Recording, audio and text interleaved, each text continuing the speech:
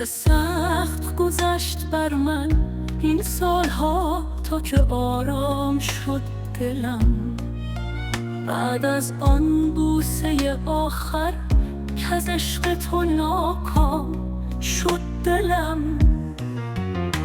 چه سخت گذشت بعد تو تا من دوباره من شدم، تا آرمید قلبم از خشم زندگی و رام شد دلم.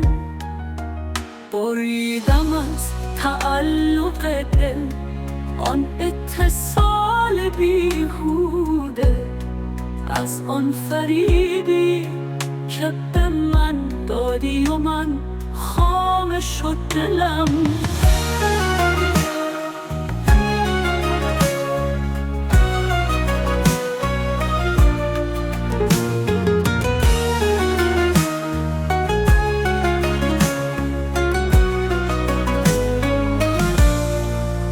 هرچه داشت این دل بستگی عبث به کام تو شد، تو شدی دل پاک و بی گناه و من بدنام شد دلم. چه بی گناه به تبعیدم فرستادی و چه بی پناه به جزیره تاریک نفرت اعزام شد دلم.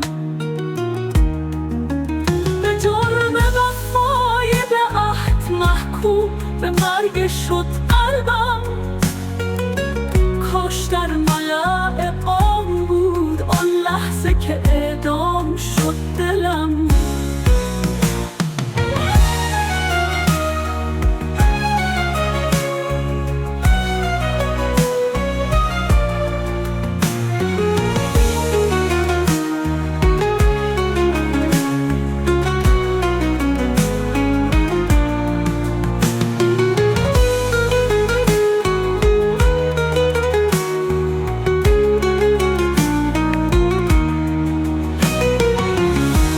بریدم از تعلق دل آن اتصال بیهوده، از آن فریبی که به من دادی و من خام شد دلم. هرچه داشت این دل بستگی عبث به کام تو شد، تو شدی دل پاک و بی گناه من بدنام شد دلم. چه بی گناه به تبعیدم فرستادی و چه بی پناه به جزیره تاریک نفرت اعزام شد دلم. به جرم وفای به عهد محکوم به مرگ شد قلبم، کاش در ملأ عام بود آن لحظه که اعدام شد دلم.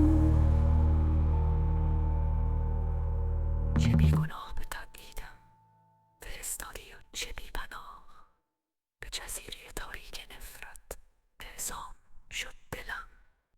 به جرم وفای به محکوم به مرگ شد قلبم، کاش در ملأ عام بود آن لحظه که اعدام شد دلم. به جرم وفای به عهد محکوم به مرگ شد قلبم، کاش در